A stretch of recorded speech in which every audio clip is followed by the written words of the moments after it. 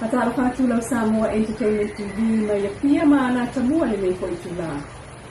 Wa moli ai nei le Samoa ngalue whaavai taimi Australia le avta vale whaatamala wa mali wail tangata.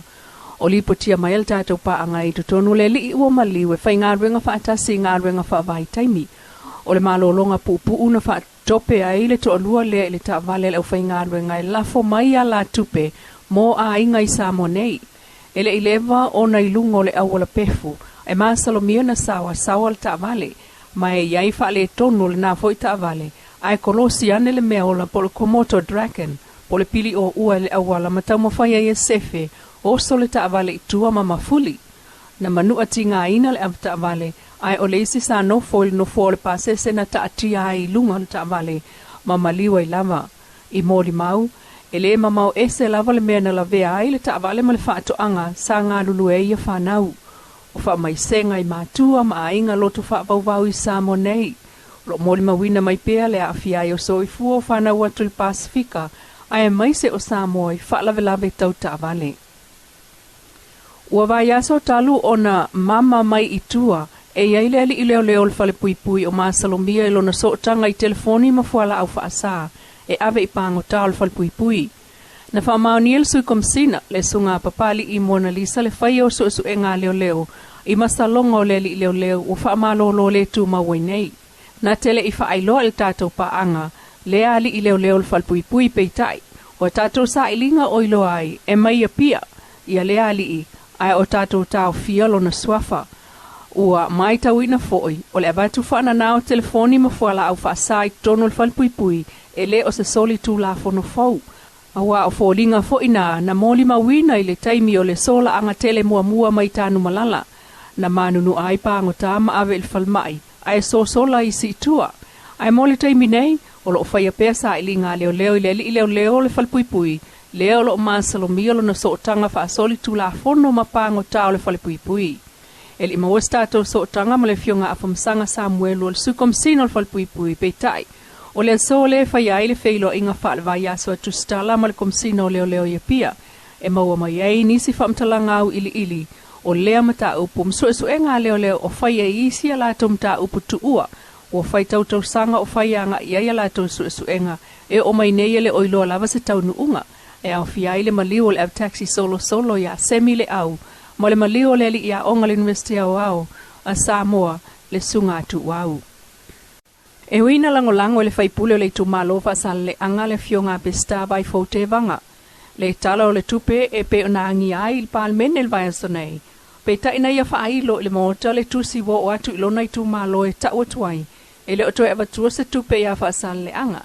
E ese mai le lua se la uafetala na avatu mua. Mai atu o iai ia sui o le komite miliona tala le whaupuina o le tupe na avatuai. Lango ina talo tupe lo fionga le fofutalai.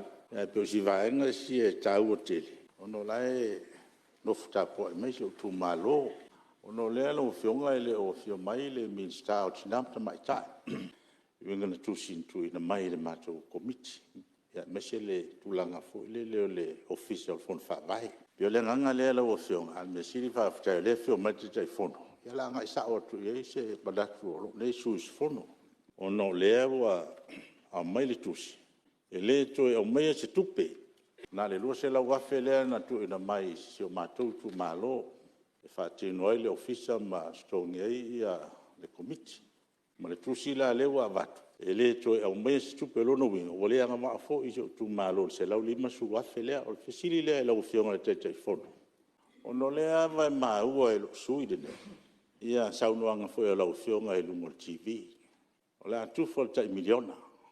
Tu ina tu lava yo to au pule lava o to au le lava siringie le tupe ma fa pe mai e le to e au mai se tupe e mo ila ele i mai ana fausiina le tulanga e tau le official si o matu tu malo ai pe folinga mai a tau o le o tau fia tu tulanga to tupe a le te mai o le sau no anga lo fionga te telefono e tu ina tu yo to au yo e fa Italia i lava o to pula ya o to ya pe o leo to sa no va pe wa ma fu tu langa ia ona wale au sia ta iala ma vai ngau ma tu langa le lo toi fa file toi lo fio Peta sa no la ulel mali to le wote pulata iva force schmet o le suyo committee miliona ta la fa mala mala le aunga o le poloketi miliona le fionga minister tupe ia na le uta o vele tutel minister miliona wa wia o le suyo committee fa foi o lo la liwi na umam ta upule te tunga luma ai o me fifa sa mo mua o le upule tufa o ile tauna fa manino le upule ele iai se upuna matu taua e tufa avatu lo tufa o le mena fola o ati na e fata vale mai tupele to te sira fielele o le poloketi nei o le mea fau o se fainga fau o se mafau fau fato a tupu mua i le tato watunu talu ntuto tasi e ave se ta miliona ta la i a au o tu malo tasi ali in fai pule e ati na e hai e tu malo o le mena te tauan wha mamlama lei. Nei te ua ta toso solo wha lau upu. A o na whai upu. O le wha mamlamanga la mo le tue wha fonga mai o le tunu. E se le mea tatou tufa masani pe a wha soa ta mau aingo le tu malo. Patu a tufa. O le wha mai mai le malo. Whai ona whainga wha vai.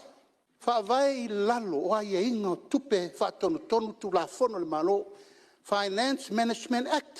Al tatou watunu.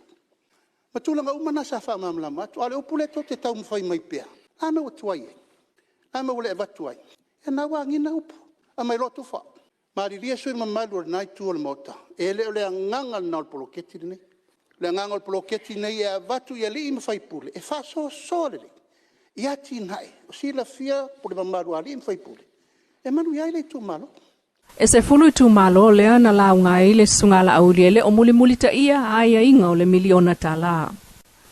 O lo tau fia mo se taimi le tu maungmalanga o ngā ruenga whawai taimi. Peta ai, o le mta uputonu le nanga ia ile pole ngor sui fai pule le tu malo sa fatatasi. Le fionga lea ana Ronnie Porcini i le pale mene o le vai sonei. Sa nol fai pule o na pole ngane ia ngai Esel Company New Zealand Australia sa ili nisi tenga te fai ngā ruenga maisia tunu o le Pasifika. Ona whaale tonu ai leo lona i tū malo ua ngā luenga nei o lo tua iai. Ai ua tau on toi amata, ona wha atumu pepa tangata lo ngā luenga nei mtoe o. Mātou i tū malo i tua. Ai a inga ona nofo i mauta le lei malawa. O whio ai fo i tā vale o le tasi i le lua. Tonu tā vale. Arsi tia fo le tamau a inga i tau tua i le kalesia malino. Ngā luenga i. Ia lewa maua lewa tā ofi. Mai tau fi mo sintaini. Ale whanau no anga fo le o fionga whawutalai. Tau finga le tau fi tato. Ai le tau fi ia ngā ruenga o lo manau mia mai whafu. Lo no inga. Tau mwhainga le tau mwhai il mala. E wana le toi mo tato wawanoa e. E watu ai tangata whainga ruenga. A tato watunu. Wai le whatatalia ia watu le pa ia mea o ngā ruenga o tau ina o le apu.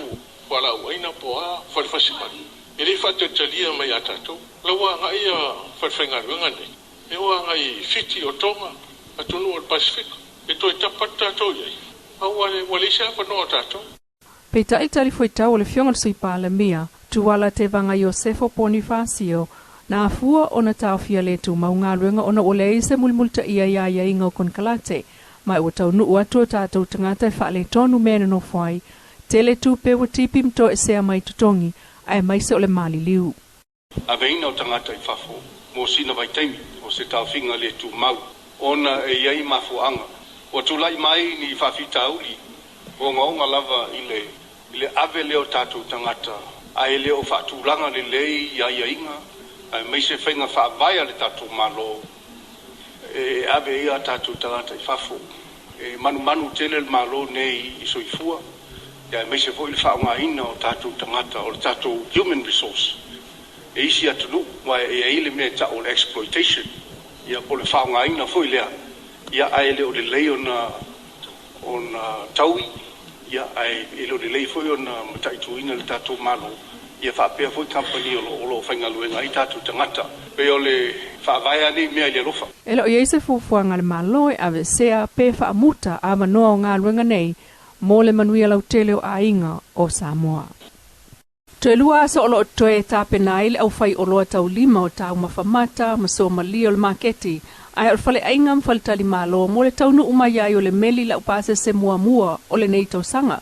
Ile aso lua se fulu o Januari o le asfraile o le vai aso nei, tala tua tae au. Ile maitau, e lua lava va aso so o le company va o le PFL, le Pacific Forum Line, le ae toe taunu umai fo ileisia na meli, ile aso valu o Februari. I wha maunga o wa taunu umai mo le masina fo o Februari, e lima va ai a fea Samoa. Mai o se wha manuanga il au wha tau, ma pisinisi tau tulisi. O nā va ai lima, e au mai company va ale PFL, Trans Am, male Samoa Shipping Services. Wha ato a tau nu ule va mua ale Samoa Shipping Services le ngā rulu e seila Samoa. Ile aso se fulu valu le masina fo o Februari. O le malanga mua mai fo ile nā, ale MV Poisia, ua fea ilo tātou tūlangi Samoa nei.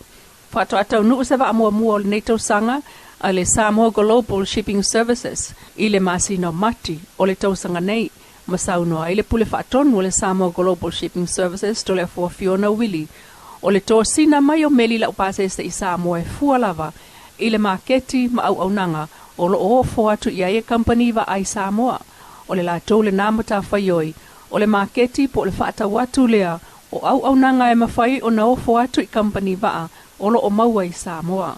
Le fionga to le fua fai tau sanga o ngā lua il whaala piptonga va a Samoa, le Samoa Shipping Services, o lua tau sanga talu na whaatula na ia lava pisinisi o le Samoa Global Shipping Services. Na ia ta ue se fulu lima meli la upase se wa atofa, e a fea Samoa ili nei tau sanga, e a ofia ile va a mua lea i tau nuwa ila safareile nei, ale pi whala po le Pacific Forum Line.